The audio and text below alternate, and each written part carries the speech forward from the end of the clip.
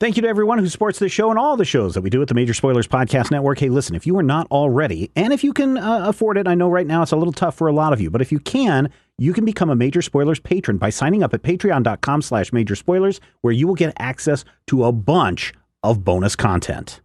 The Major Spoilers Podcast covers news, reviews, and of course, spoilers, and goes into details about the topics discussed. So if you haven't read, listened, or watched the items we talk about, you might want to come back later. I'm Matthew. I'm Ashley.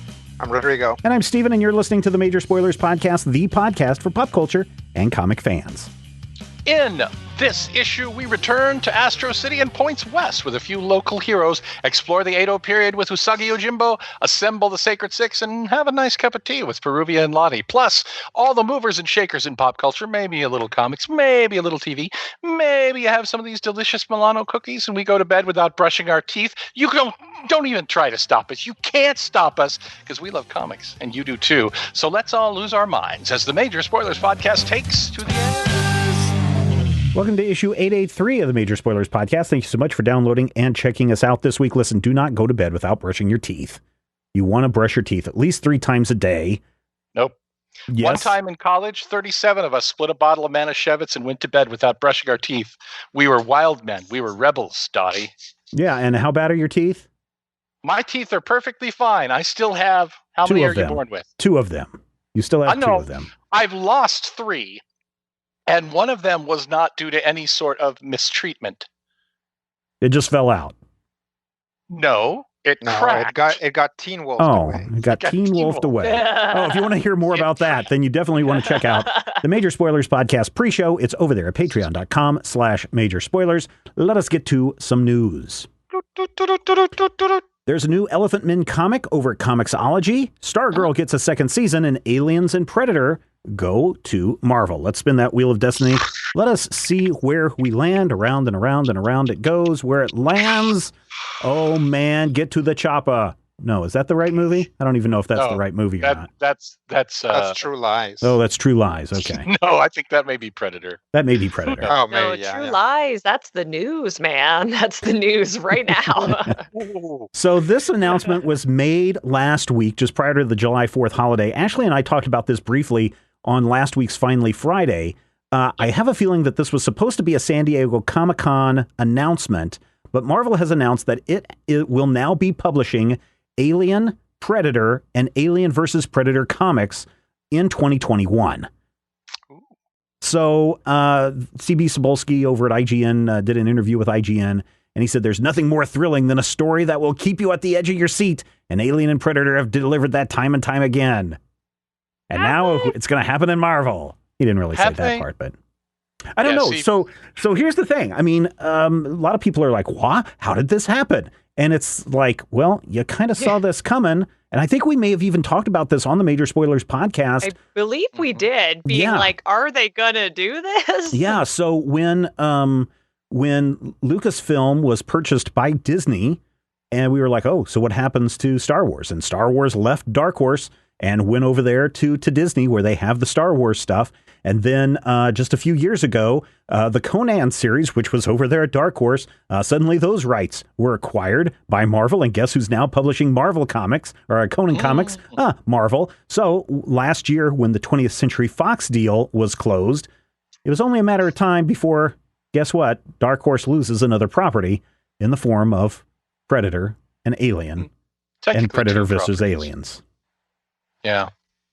I'm trying to remember a really memorable Alien or Predator comic book, and the only one that I can think of is the time that Warren Ellis used the Alien, to clear the decks for a relaunch of Stormwatch, where they actually had the heroes of Stormwatch get eaten by an alien and killed so that they could bring in their new team. They did do a pretty cool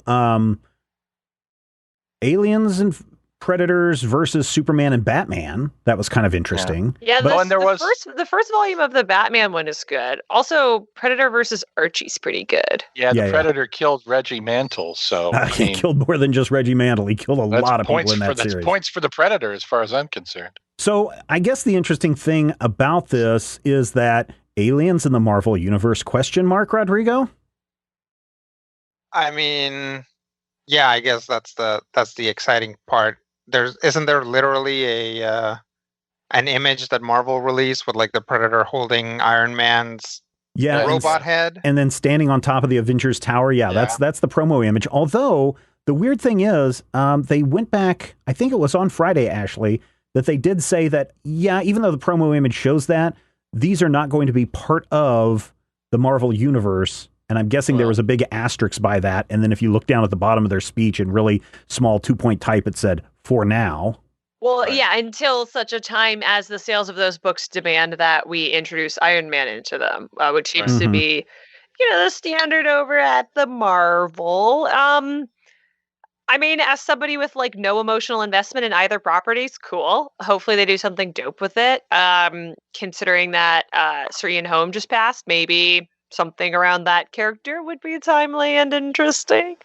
Pretty sure he's dead though, the character as well as the actor. But yeah, I don't know. This is like a weird thing to be excited about because, I mean, the press release is all well and good and everything, but Alien and Predator, certainly from my perspective, are properties that just keep getting false started. Yeah. And I think from the movie side, I could see that. But there were definitely, I mean, Alien is one of those properties that made Dark Horse a number 3 publisher. Yeah, you're fair. Absolutely right. Alien is a big, or at least, I don't want to say used to be, but Alien was, and could again be a big deal. And I think Predator to a slightly lesser degree.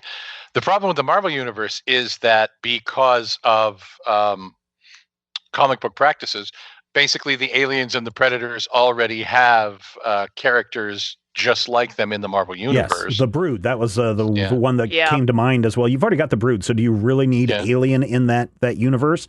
But then maybe you do. Where do you want to see Alien pop up first? If they do, when that little asterisk gets rubbed out by somebody, licks their thumb and scratches it out. Where do the aliens show up first? What comic book property?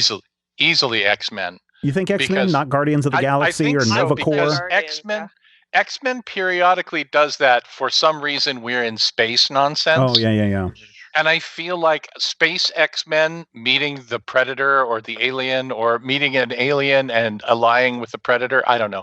Whatever you end up doing, you have, the X-Men, you get your Imperial Guard guys in there. Sure, Guardians makes sense until you think about the fact that you can have Wolverine fight a Predator. Wolverine. No, I'm talking specifically about Alien. Predator. I'm talking about Alien specifically, not Predator. Wolverine right now. fights an alien. Yeah, I mean, he would probably, he would win because the acid isn't going to kill him. Here's what happens. Wolverine gets a face hugger. The alien that comes out gets Wolverine's powers, but Wolverine doesn't die because he's Wolverine. So then Wolverine fights an alien Wolverine, bigger alien Wolverine. Does it have adamantium exoskeleton? I don't know that he'd inherit the adamantium, but let's just say yes. And it's got that H.R. Geiger physique, but it's got Wolverine's when face the mouth, when the little mouth comes out of the big mouth, it makes the schnick sound. No, it says bub. Bub, bub. It's got a little tiny cigar in his mouth. Bub stick. No, you can't smoke in a Marvel comic. Ashley, where does the Predator first show up in the Marvel universe? If you're Ashley and you're pitching with the hope of making as much money as possible, either Punisher or Deadpool to me is the logical choice. I will say when that image dropped of the Predator holding the Iron Man head, which is a striking image, certainly, I asked the internet who they thought the Predator should fight first. And let me tell you, Marvel Comics fans were salty, saying that anyone in the Marvel Universe could defeat the Predator, which is something I've been thinking a lot about and makes me laugh. Well, the Predator comes because he's hunting the ultimate prey. And so I wonder if he wouldn't go after, as Matthew said, a Wolverine, if he wouldn't go after a Captain America, or in the promotional art, if he wouldn't go after an Iron Man. Yeah. I could see a Predator going after that. I could see a Predator going after, and this is weird because, I said no to Guardians before, like a Drax. Fighting a Drax or trying to get, somebody. Let's just have him fight Galactus and get it over with. Aliens versus Galactus would sell. Here's my pitch for the Predator. He comes to Earth, but then like Doctor Strange like brands him, and now he has to hunt things to help people. And so he teams up with the Man-Thing and Ghost Rider. We call it Ooh. Headhunters, and it sells. And and also a monkey. Pick a monkey. It goes Hit on. monkey. Put it on the Hit cover. Hit monkey or the gibbon or something. Put it on the cover. It'll sell. Yep. They've been trying to make fetch happen with Hit Monkey, and I feel like this is the pitch Yes. that will turn Hit Monkey into the next big thing for 2010. Yeah. I will say something though that we have seen a lot in modern comics is like we're pitching on this, and at least on my part, I'm trying to do a lot of it in a very like silly and humorous way, but crazy ideas in the right hands. Like this could turn into a Deceased or this is another Tom Taylor pull. I guess give this to Tom Taylor, or an Injustice. Like those, you can tell really cool, meaningful stories out of ideas that on the page you're like, there's no way this is gonna be worth a damn. Yeah. So even though, like for me personally, this is not like an integration that I'm very into, I hope whatever comes out of it's amazing. Well, and so, I mean, that is one of the things, right? You can pitch out the craziest idea and see what happens. People for years were postulating, what would happen if the Predators and the aliens finally met one another? And then I believe Dark Horse did the comic book, and it went over really, really well. And then they said, okay, let's make a movie on this stuff. And people went nuts for it, even though I think the first movie was not as good as the second movie. I know they made two of those. The movies didn't follow the comics. No, they didn't, but they it were was kind of a Predator. completely different thing. Yeah. Well, and again, I talked about it earlier. Archie versus Predator is very popular. Yeah, that one was pretty good. All the Archie stuff, for how many years we were just like considering Archie comics like a non-issue. It's like, oh yeah, they're still coming out with their digests. Yeah. And then they did Life with Archie, then After Life with Archie, and then from there, it's like, and all of these concepts that are just so stupid, like so stupid on paper, and you get a good creative team and they knock it out of the park, and that's that. You know comes who you around from cheese sandwich back to genius. You know who you can thank for that? One Alex Segura. Yes. The genius behind making all those things happen. The grandfather of Jupiter Jet, because he helped us work on that pitch. Yeah, there you go. Very cool. Listeners, what do you think about Aliens and Predator over there at Marvel? What does this mean for Dark Horse? Are we finally hearing... well, I think at this point, Dark Horse has moved from a number 3 publisher down to like a number 5 publisher, I want to say. I think Boom has overtaken them, which was years ago when Major Spoilers started. Oh, by the way, 14 years. Hey, happy birthday, everybody. Hey, we're like the same age. I know, right? For more on that, make sure you listen to the pre-show. But I remember one of the things that I was talking with Boom about with their PR person was they really, at the time, wanted to be bigger than Dark Horse, and now they've done it. So I feel bad for Dark Horse. I think the only thing they have left is Hellboy, right, Ashley? I mean, they have independent stuff. They have Black Hammer. Yeah, but Black Hammer ended. Which is not to say that they won't, like Oni Press and Scott Pilgrim, keep reprinting that, and that it's not worth doing that. But I will say, even though this maybe feels like, a loss on their behalf, I think this is a very exciting time for them to like reevaluate and bring in like amazing new creative teams and take wild risks. Yep, definitely. Didn't they do an Avatar: The Last Airbender? Oh, they do have a lot of those. They still are. They have some OGNs. Dark Horse is another one of those comics. Good. The Legend of Korra ones are good. Yep. And I say this is not a Legend of Korra like stan. The comics are good. Yeah. They've been doing a lot of OGNs, just like Boom has been doing. And I think that they have found their niche with some of the YA stuff that they've been releasing. And so I would definitely pay attention to that. And listeners, again, what do you think? Head over to our Discord channel. You can talk about Aliens and Predator at Marvel. You can talk about Stargirl getting a second season. You might even want to check out that new Elephant Man, which is a Comixology original that's available right now. So go over and check out that Discord server. And you can, in fact, if you have a Patreon account, you can attach your Patreon account to your Discord, and you will get access to super secret areas of the Discord where on Thursday nights, 8 o'clock p.m. Central Time, Matthew and I sit down and we record Dueling Review live just for our patrons. Live. Show for you. All right, let us do some reviews. Reviews. Let us see what we have this week. I think everybody's got out last week, Ashley. finally on the Disney Channel, something they were saving for a huge theatrical release.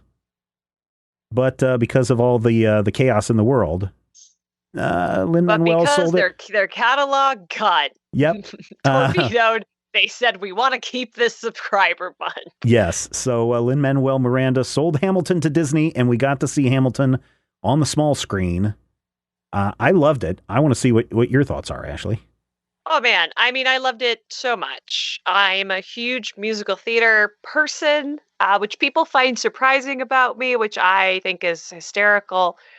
I listened and memorized the musical before I saw the tour here. I've been familiar with Lynn for a minute because I saw the original Broadway cast of In the Heights because I have a very indulgent mother.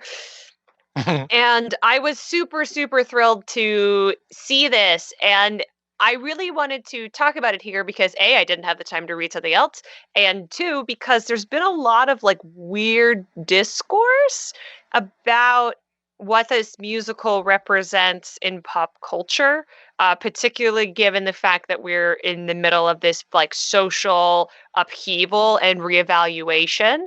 And I've seen a lot of criticism come against Lin-Manuel Miranda for releasing this and for coming to Disney. And the phrase that I see tossed around a lot is sellout, which I think that's a phrase that we need to abolish. I think that's a very like young and naive attitude. Like we should all be so lucky to create one of the most important pieces of popular art and then just like art. I can't see how I can't see how a millennial could like level that criticism. Is like everybody's just trying to make it. Like if you get your pop song, if you get your one shot.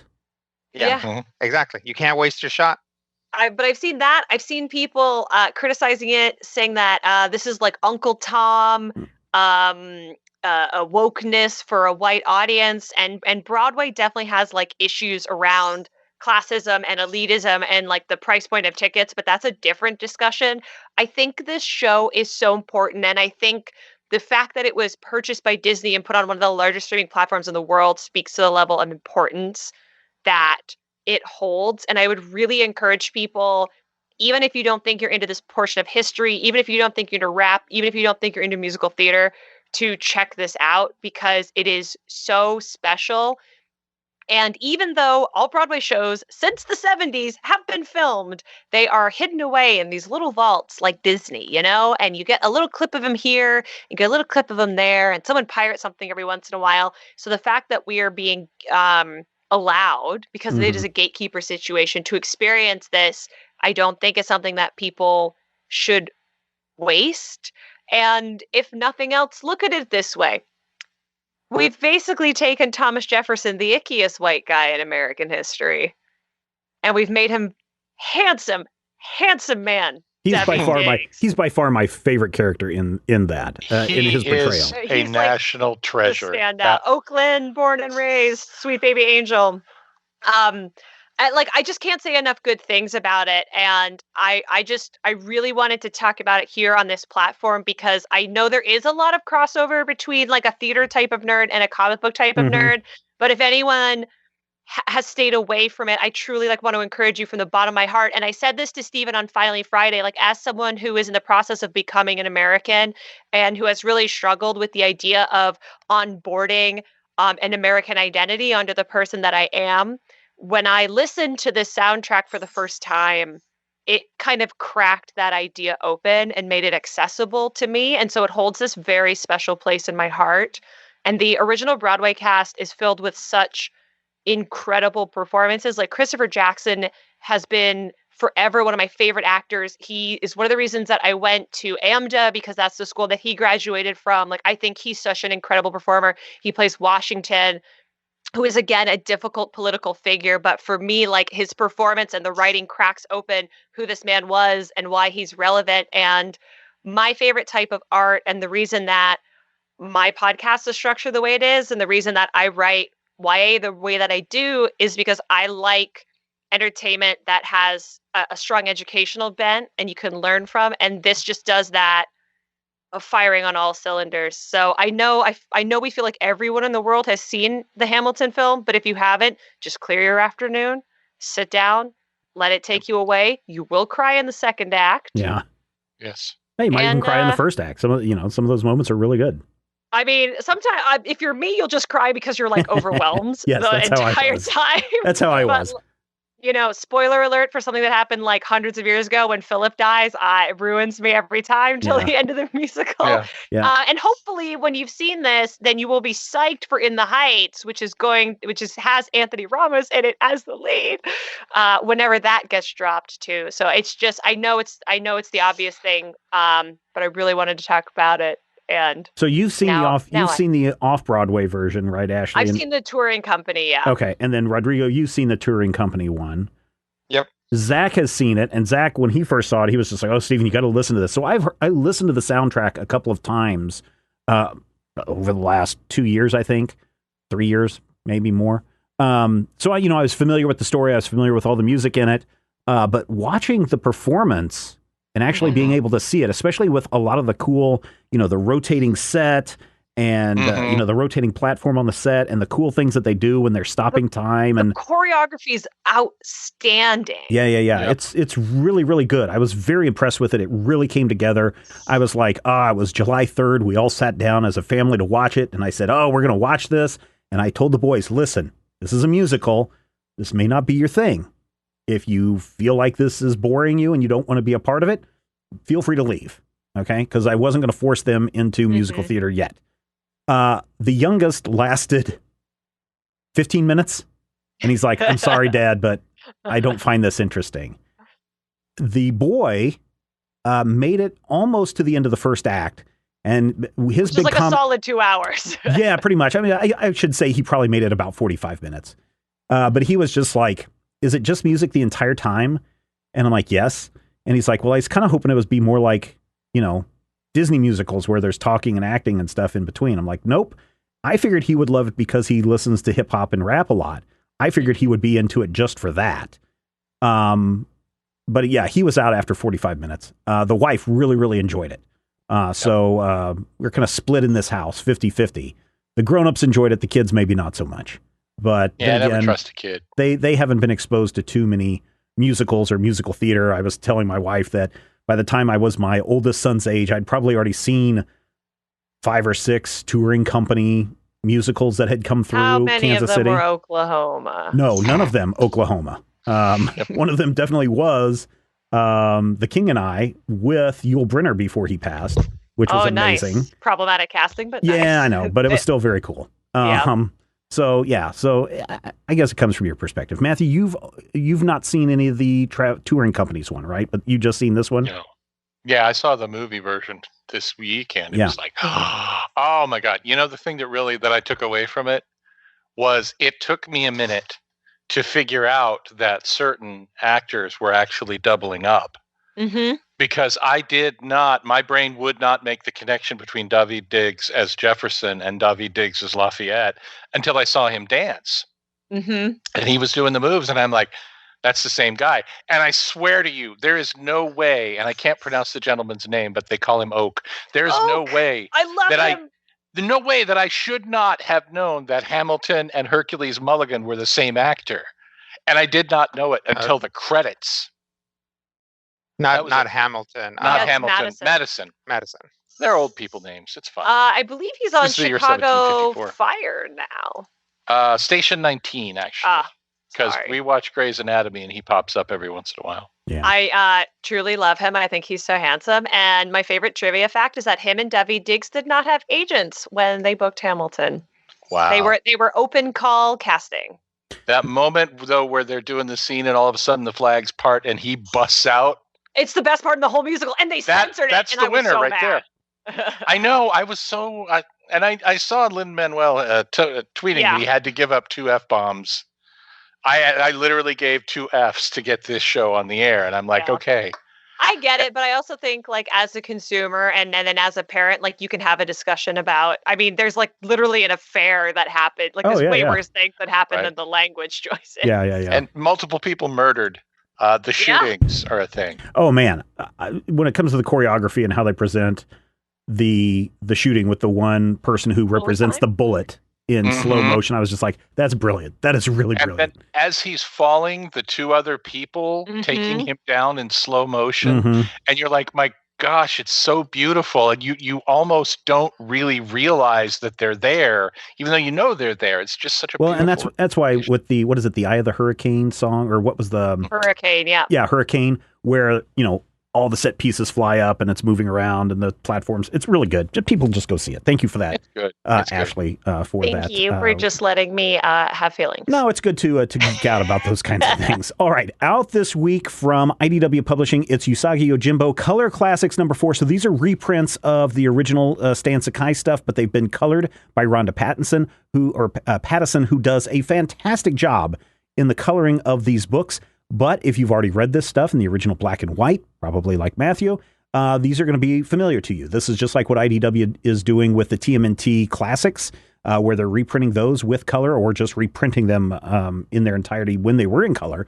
But this one features parts 7 and 8 of the Samurai storyline, which is interesting because, and this is the biggest, so both of the stories by themselves are fine.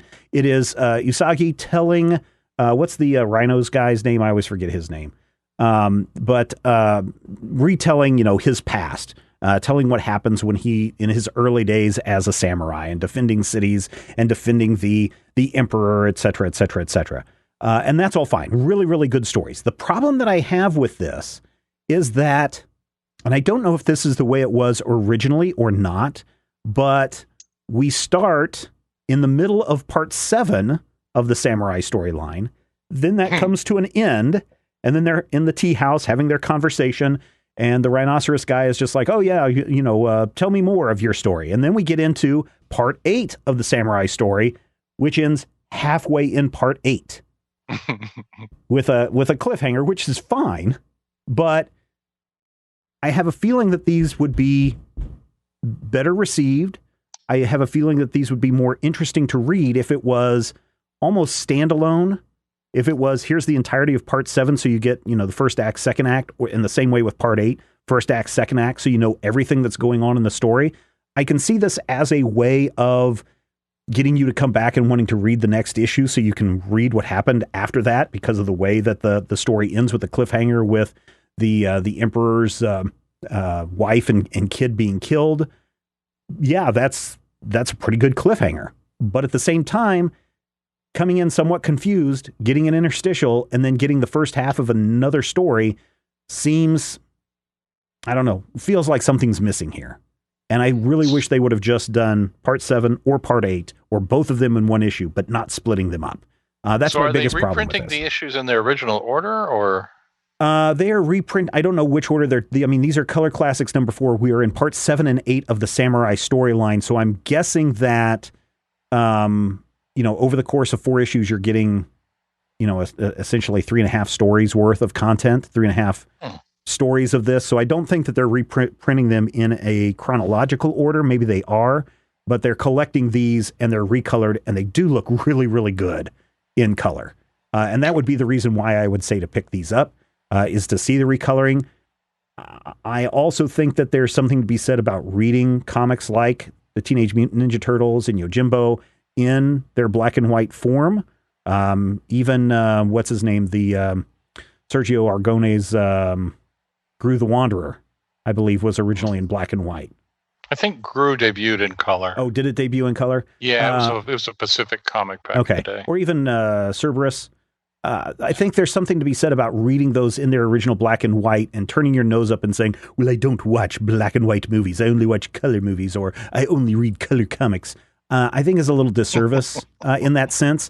But I mean, if it gets people to read some classic comics and it gets them to, buy these, I think that's fine as well. I would say it's pretty good. I know some people have been dying for me to read some Yojimbo stories that I would like, instead of bagging on like I did the last time on the Dueling Review. This is fine. I enjoyed it. I just didn't like how the stories were split up. I'm going to give it 3.5 slices of meatloaf. I think it's good. I think if you're a Usagi Yojimbo fan, you're going to want to get these in the color form, because again, Rhonda Pattison does a fantastic job of coloring these things. So I would say go pick it up. 3.5 slices of the meatloaf. His name is Jinosuke, by the way. Jen. The rhinoceros guy? Yeah, Murakami Jinosuke. Yeah. Okay. Matthew, what do you got for us from Ahoy Comics? Ahoy, the captain. Ash and Thorn, number 2. I actually reviewed number 1 probably a month ago, give or take, at Major Spoilers, the website. And I was really, really impressed with it, enough that this was something that I wanted to be on my radar and grab. So when this book, was like, hey, here's this book, it'll be out tomorrow, I couldn't wait. So Ash and Thorn is basically kind of an elevator pitch. It's 2 old ladies, they're going to save the world. Essentially, it has a lot of elements in common with stories like Harry Potter or Buffy the Vampire Slayer, except that the chosen one, the champion, the person who has to save the world, is a woman in her late 50s named Lottie.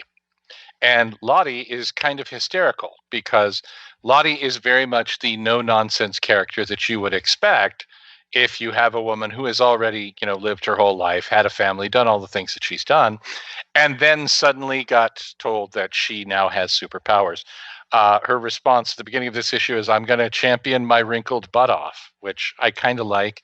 I really enjoy the dialogue between the 2 main characters because her quote-unquote watcher character is almost a wannabe kind of witchy, arcane person.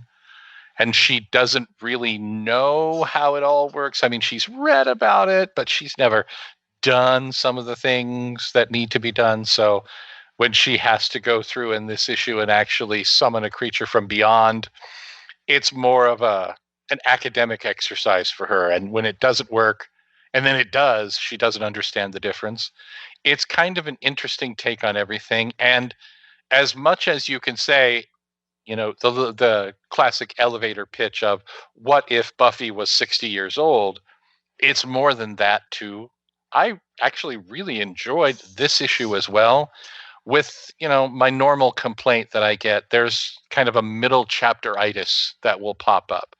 You'll get to a point in the story where you're like, okay, this is important for later, and this is important for later, and here is some very important world building, and here's a thing that's going to pay off for us in issue 5. There is a point, especially in issues 2 and 3 of a series, where that can kind of drag you a little bit. So I feel like maybe I liked issue 1 a little bit more, but I also like the new concepts, the new characters, and the changes being introduced here. There is kind of a big twisty part near the end of this issue that I enjoy, that I don't want to spoiler for anybody who hasn't read it. But here's the deal.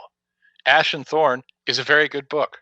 And if you've never heard of Ahoy Comics, I think you should go check it out. You should look them up. 4 Slices of Meatloaf for Ash and Thorn number 2. And once again, the dialogue is, first of all, adult, but also really, really funny. There's a couple of F-bombs in here that are worth the price of admission. Very nice. Rodrigo, we're going to wrap up our review section with a book that you picked up this week. Yes. Sacred 6, number 1, which I picked up as I pick up a lot of things sight unseen, and I was like, Sacred 6, that sounds fun. Pick it up, and apparently it's a spin-off of a Vampirella. So that's cool. It's off of the newest volume of Vampirella, and the thing here is that there's a town called Sacred, and it's full of vampires that are trying to be good, but there are bad vampires that want to mess with them. So they're going to get together. Eventually, we'll have together a bunch of like cool peeps that have their own comics or have had their own comics. Your Draculinas and your Panthas and your Chastities. And they're going to presumably come together and Magnificent Seven it up.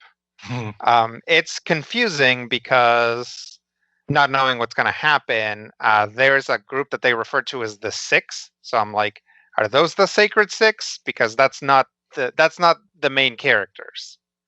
And it's like, it looks like there's only going to be 4 main characters. So I guess the Sacred Six are this like cadre of like spooky vampires. But again, I'm coming at this blind. I haven't kept up with the new Vampirella stuff. So maybe my confusion shouldn't be here. Maybe it would have potentially been explained in Vampirella.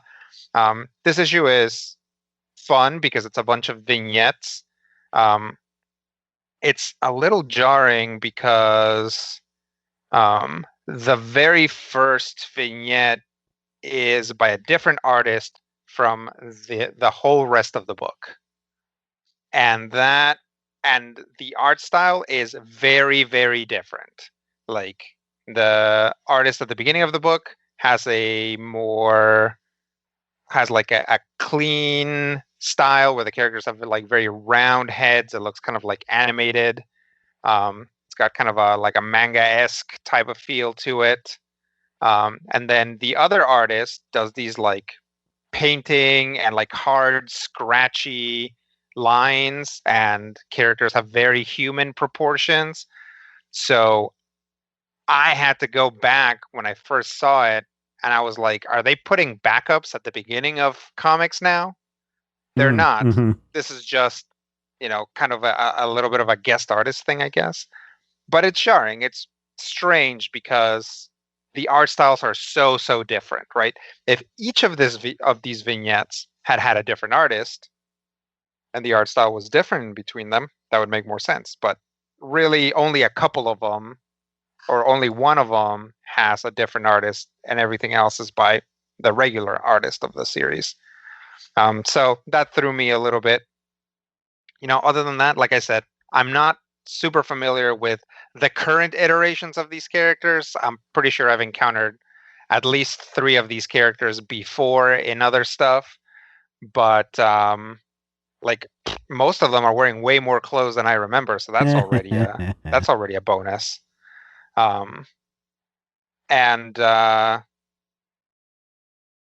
It's another issue is that the comic, this issue never comes together. It's a bunch of vignettes, and you don't see them all get together at the end. It feels like those old number 0 issues that you used to get with the Wizard magazine, where it's like, we can't actually tell any of the story here, but here's the characters like shaving and putting on their pants like right before the action kicks on in issue number 1.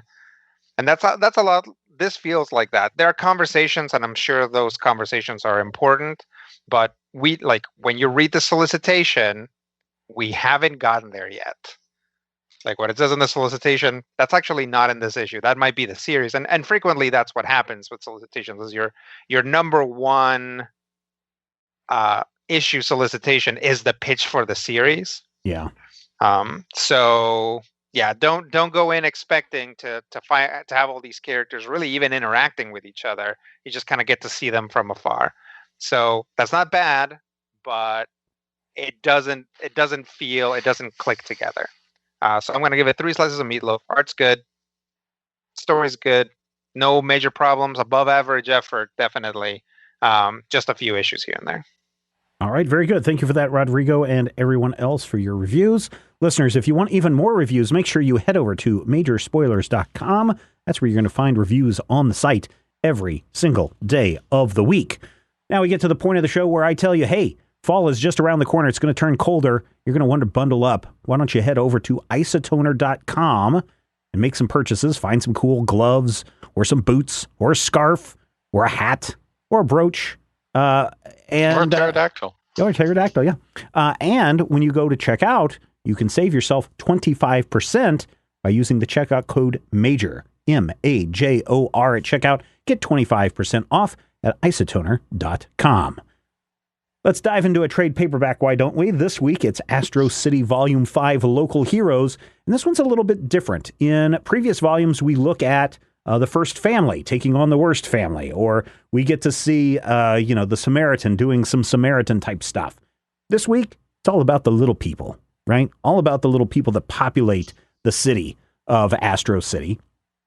And as I read this, it kind of reminds me a little bit of DC Comics' Gotham Knights series that they did back in the late 80s and 90s, where it was, hey, let's not focus on Batman, let's not focus on Huntress, let's not focus on the superheroes, let's focus on these stories of people from the streets and get their perspective on what's going on in this crazy city.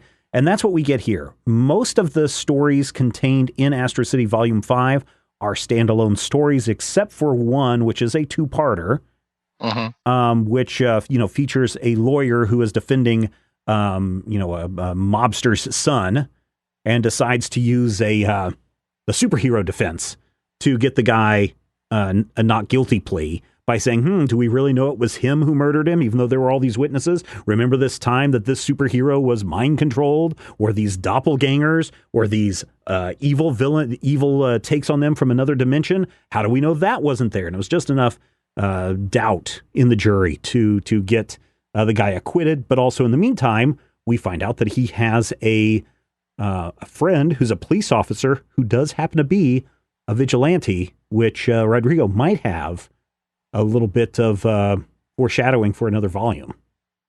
Yes. Not going to say that Rodrigo's doing his work ahead of everyone else on this panel this week, but Rodrigo's definitely reading ahead.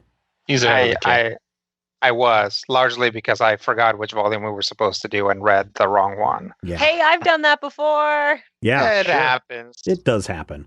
So hey, where do next volume gotta be great, you guys. So we get to see what happens to aged heroes that think that they've retired and they've pulled me back in for one last job. We get to see what else, Matthew? We get to see what happens to an average doorman in Astro City. We get to see what happens outside of Astro City. Heroes who aren't necessarily part of the whole city game. And we get to see what happens when you're making comics about actual living super beings with actual superpowers, and whether or not lying is a good idea in those situations. Oh, and if you want to see what happens with that story, if you also want to see all of the big names in comics getting name dropped, that is definitely the issue to read. Now, this is the story. What is that one called? I don't have it here in front of me. That is the with the thing in the face and the other thing. So it's about a woman who where the action is. Where the action is. There That's you go. The name of it. It's fascinating because you do kind of get a little look inside the comic industry about what would happen if we were taking these stories and telling true comic stories. And this guy who's always able to talk his way out of any predicament until one day it doesn't. But this woman writer that works for the company is like, no, this isn't right. And she keeps staying with the comic book company because she's like, I'm going to stay here and write him a story that he does like until the day that I can't anymore because something happens to the building. Yeah, well, some things happen to Manny, the publisher. I think my favorite part of that is the fact that that's clearly Stan Lee. Oh, yeah, Julie everybody's Schwartz in there. And Gil Kane and Mark Evanier. And I'm just like, okay. Oh, no, they name drop those. In fact, I believe the panel that Manny is on is hosted by Mark Evanier. And you can zoom into their name badges, and you can see there's Mark Waid sitting at a booth. Devin Grayson is featured in this as well. Mark and Devin were together at the time, so they're in the same booth.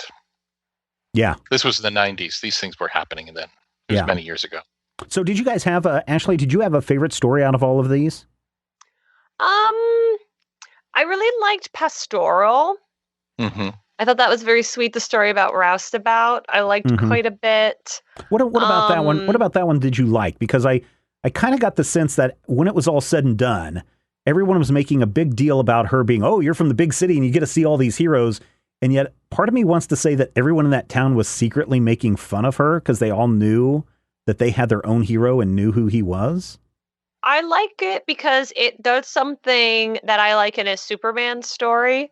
I like in a Superman story proceeding with the idea that everybody in Smallville knows that Clark is Superman and that the small town mentality, which they touch on in Pastoral of everybody knows everything about everyone, is what leads them to protecting him because he's the little boy that they grew up with who just happens to be able to save the world, and they can thank him and they can save him by having his back. I also got a kick out of the fact that it's the same character model as Crackerjack, but he's like a good guy, and Crackerjack's a complete butthead. And don't get me wrong, I am here for Crackerjack. The man is a good time.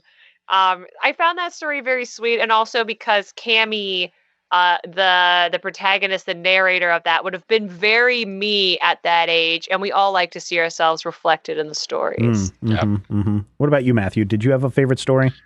My favorite story is always going to be, I think it's called Shining Armor, the story of Atomicus, which is basically an inversion of all the tropes of Silver Age Superman, where the new superhero comes to town and the girl reporter is trying to unravel his secret. And throughout the thing, she just won't let go of it. And she keeps fighting it. And she thinks that this is all part of the game. And it's really not. But I really love the way that story plays with every comic book featuring Superman between 1957 and 1970. I was going to say, what I liked about that is it feels like it is a Lois Lane story, right? Yeah, Superman's girlfriend, Lois Lane, where she's trying to constantly figure it out and try to prove, aha, you really are Atomicus. And turns out that, the guy is just, he went into his secret identity so he could figure out what it meant to be a human so he could be with her. But because she just wouldn't let up, the guy goes crazy and he's like, I'm out of here. I can't stand it, woman. And I don't want any part of being a human. And the best part is that the actress is clearly Rosemary from the Dick Van Dyke Show, or at least the character likeness. So throughout that whole thing, the reference was, it's Sally Rogers. And I'm like, oh. But yeah, that Atomicus story is the one that really, when it came out, really resonated with me, but still really holds up because it's not just an examination of here's some stupid things that used to happen in comics, y'all. It takes it, makes it a human story, grounds it all in reality, and still has a character who is accidentally an atom brought to life running around in a cape. And that's what Astro City does so well. Yeah, in that story about the woman that works for the comic book publisher, she's like, oh yeah, I've written fictional comic book characters like Batman and Captain Atom, but I wanted to write about real heroes. I was like, oh man. You can tell at this point he is being published by DC, right, Matthew, or not? Or is this... These would have all come out under Wildstorm? I believe, because I have the trade of this, I believe it's still a Wildstorm trade dress. Okay, all right. Yeah. I want to say that it doesn't come around to being a DC book until the Vertigo launch in like 2015 or something. Okay. But it's a Wildstorm book, and Wildstorm gets bought by DC while the title is on hiatus. So yeah, and this was after. Was this the first thing that came out after a hiatus or not? This would have been before the hiatus. This is the end of the first. Well, the second. It's the ongoing volume, and then the 5-issue Local Heroes miniseries, and then the Supersonic story came out as a one-shot special. Okay, all right. Rodrigo, did you have a favorite story out of all of this? I really did like Shining Armor a lot, and I liked the Doorman story just because that's like when I think of Astro City, is like this is the sort of story that I think about is like what do normal people do while all these superheroes are like bouncing around and doing all this crazy stuff. So this is kind of like a cut across because it kind of focuses on a bunch of tourists to Astro City, or a bunch of temporary people that are not going to stay for very long. So you kind of get a fresh perspective, because a lot of the people that live in Astro City are over it. They're just like, oh, I almost got killed today by a giant monster. Like, oh well, whatever. But it's nice to see people reacting to it. And then when you get to see the Doorman story, is like it starts the story and it's like, yep, that's when I decided that I was going to leave as soon as I could, and then he didn't, and he kind of likes living in Astro City. I like that one a lot too. That one is probably the one that got me most sentimental about the dusty room that I was reading this in. But it also felt very much like I think it was in volume 1 where the people just had moved into town. And then that night, all heck breaks loose in the city. And then they decide they were like, oh, we're going to get out of here. And then the next day they're like, you know what? This wasn't so bad. Yeah. And that's intentional because Local Heroes #1 came after an extended break. Astro City Volume 2, 22 was the last issue. That came out in 2000. And I want to say Local Heroes doesn't come around until like 2003. So they were intentionally calling on that and bringing it back and going, okay, here again, we're going to introduce you to what Astro City is for you guys who haven't been paying attention. And I wonder, the family that comes to visit and was like, oh, we really like this place. That's not the same family that ended up moving and then deciding that maybe we don't want to stay here and then decided to come back, right? I mean, that's not one of those weird things where Kurt Busiek is reweaving the stories and telling them a little bit out of order so that you go, okay, now this makes sense. Not that I'm aware of, but here's the thing. In about issue 46, you meet a character, and I'm like, oh, wow, this is a new character. And Busiek was like, no, she appears in issue 1. Go back and check. And I went back, and she is literally in issue 1. So it's one of those things where it could be something that we just haven't caught yet. Yeah. It's the history of Astro City is so thoroughly plotted out. It's like in the Shining Armor one, she's working for a mayoral candidate. And that campaign and that politician is like relevant to both previous stories and future stories, right? Yep. Like there's like the big obvious stuff like the Silver Agent. Everybody's like, oh, the Silver Agent. Again, payoff in next volume.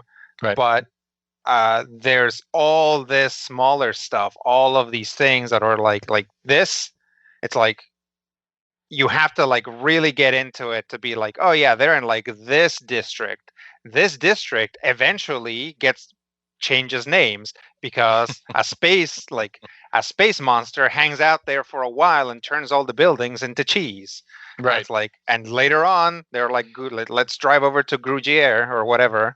It's like that's not actually something that happens in Astro City, but it's this type of stuff that happens in Astro City, and it happens constantly. And I feel like unless you're constant, like it's like when you're reading Astro City, to get that stuff, you almost have to like, it's like you are trying to memorize it. It's like, okay, volume 5, I have to read volumes 1, 2, 3, 4, and 5.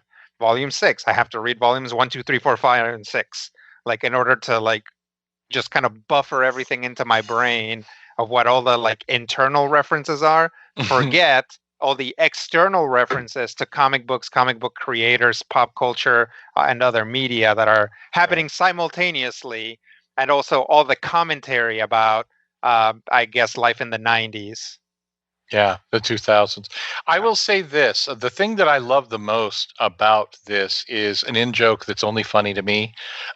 When the girl is looking up Roustabout, she looks at herocopia.com. Yeah. If you go to herocopia.com, it is a functional wiki of Astro City. Oh, that's cool. Nice. Oh, that's really cool. I thought it might have 20 been years later. I thought it might have been, but I was like, I'm too lazy to go type it into the computer and see if it's a real address. I'm not saying that I use Herocopia on a regular basis. I'm just saying that you should, check it out because it's actually pretty cool. I'm curious. Actually great. You've interviewed Kurt multiple times for Major Spoilers, Matthew. Has he ever talked about having when he was going into Astro City, is each arc, each story thought up at the time, or is this something that he has a huge series Bible that says, okay, this happened in this time period and this happened in this time period. If I'm going to make a reference to that, I want to make sure it's consistent with my story Bible. Or does he just, this series, I thought it'd be cool to have this character pop up, and in the background we saw a reference to something that I've written before or what I was thinking of coming up next. The way I understand it is that the characters, many of the characters and the broad strokes of the events are definitely either in his head or in conversations between him and his collaborators, because Alex Ross and Brent Anderson are co-creators on the book as far as he's concerned. So there's broad strokes, but there's also things like the Silver Agent story that Rodrigo read this week by accident that we won't get to for another couple of months. That Silver Agent story was planted in the very first issue. So it's one of those things where he knows where things are going to go. A lot of times it's a question of how to turn it into the particular story that needs to be told. And a lot of times it's, hey, what can I say with X character? We see the Blue Knight in this issue in the 1970s. And the next volume kind of gets into the Dark Age, which is not just about the 1970s as a period of malaise, or 70s comics, or the beginning of characters like the Punisher, but instead all of those things. And I think that's what makes the Astro City work, is these characters are out there, just kind of floating around, waiting for the story that they need to be in. Yeah. And I think that's interesting because, they do mention multiple times across the volumes, oh, here, remember when during this time period, everyone was talking about, what is it, the Astro 11 or whatever they were. Right, the Apollo 11. The Apollo 11, sorry. And you're like, oh, they keep mentioning it during this time period. And every time we do a flashback, oh, here's this. And I think that's happened. I think the Apollo 11 have been mentioned in at least one or two other volumes prior to this. Yeah. Mm-hmm. And so it's just like, oh, yes, remember this happened. And it's almost planting these seeds for like, okay, now I'm going to tell you the Apollo 11 story, and it's going to blow your mind. And it's not just a question of, oh, I want to do my take on Cosmic Marvel. Although, in a lot of ways, there's a lot of that in there, especially because it all takes place in the 70s. But if you look at specifically the Apollo 11, here's the thing about the Apollo 11. It is masterclass level writing, because it is a team with 11 members. 11 characters in play, and you're trying to tell a story that's meaningful to all of those characters, and also keep up the broader canvas, and also tie it into the overarching story plot.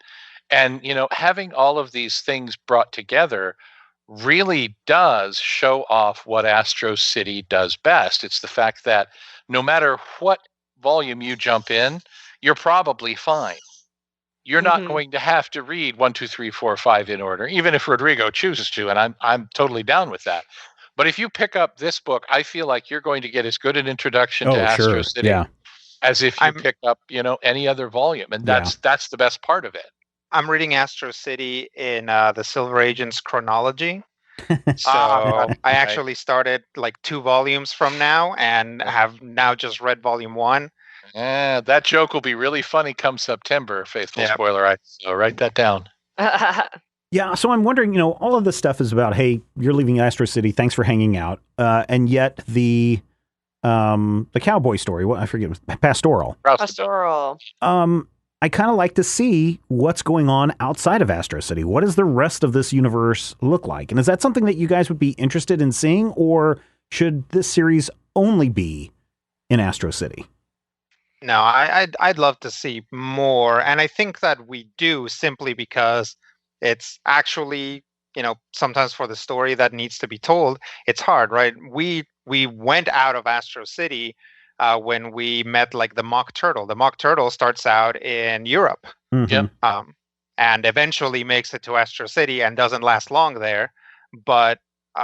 We do get to see that there are superheroes in other places. We do get to see what other places are like. It's just like Astro City is like the hub for weirdness, basically. It's kind of the either explicitly or not, like this like nexus for magical things and sci-fi things, and does like it just generates and attracts all of these weirdos. Essentially New York City in the Marvel universe. Yep, exactly.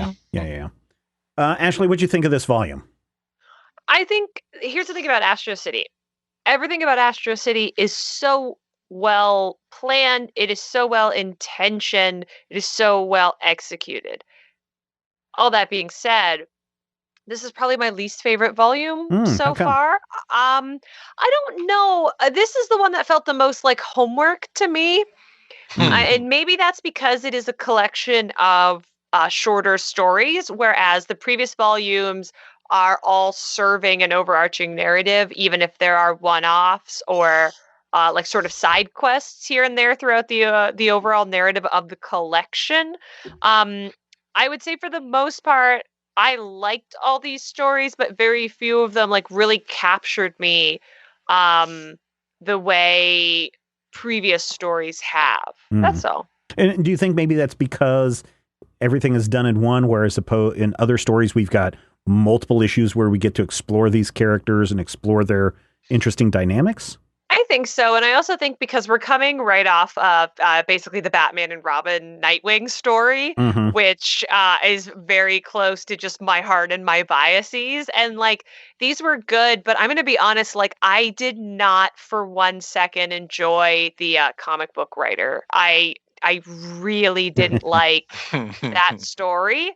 Um, all the Easter eggs were really cute. It was really smart. It was obviously well planned. It was obviously well intentioned. It just was not to my taste. So if Yeah. I were to go back and read Astro City, I just don't think this is a volume I would revisit. But I mean, like, in good in good conscience, like, on the Meatloaf scale, I don't know if I can give it less than a 4, but I particularly enjoy it? Not so much. Okay. All right. What about you, Rodrigo? Some final thoughts from you. I like volumes like this. Volumes where there isn't an overarching story. Free your brain to really just get into what the writer is doing here, right? And what the creators are doing, what they're commenting on, and what they're looking at. When you don't also have to think about like which one of these is a shape-shifting space alien, or like which of these guys is like, or like, oh, we keep hearing this phrase repeated over and over again. What does that mean?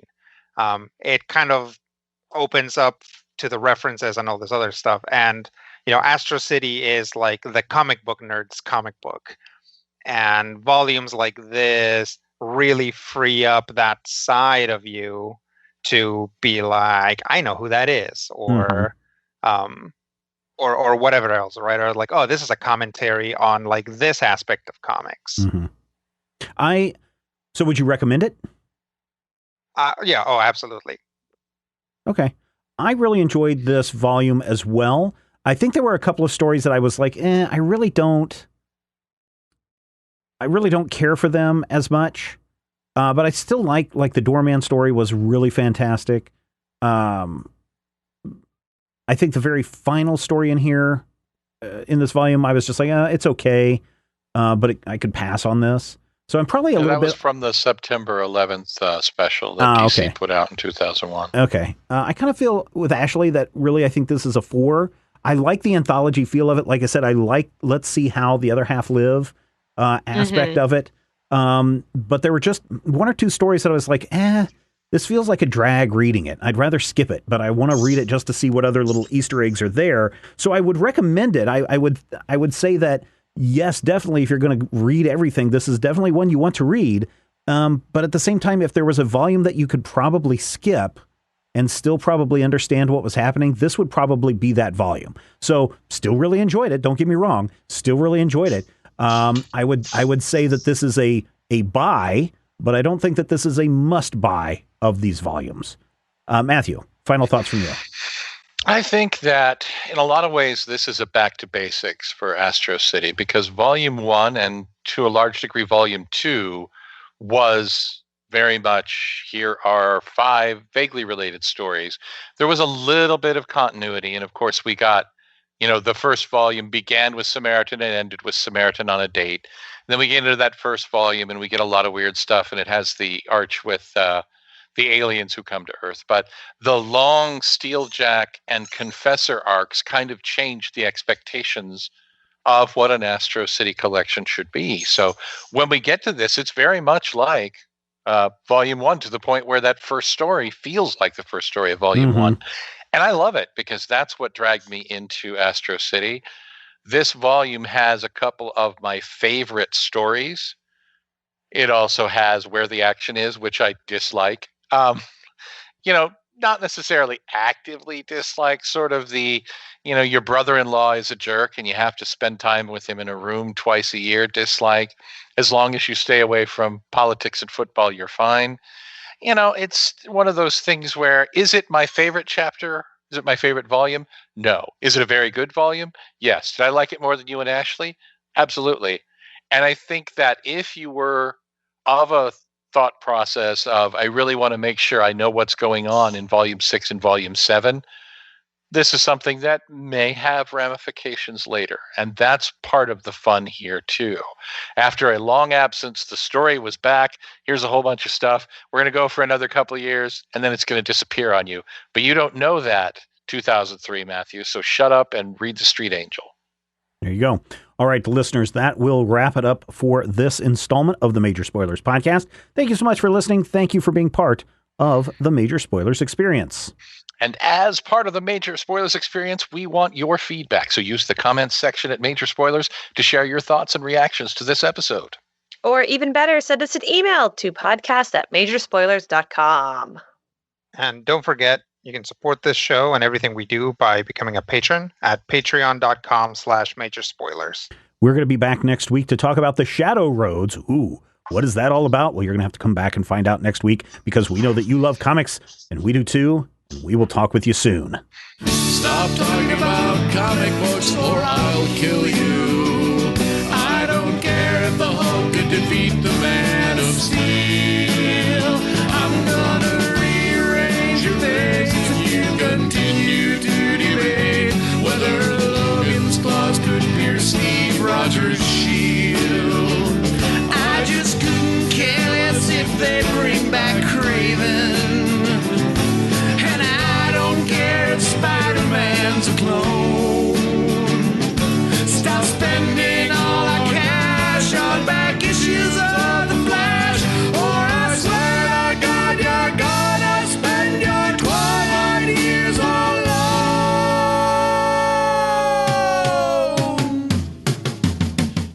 This podcast is copyright 2020 by Major Spoilers Entertainment, LLC.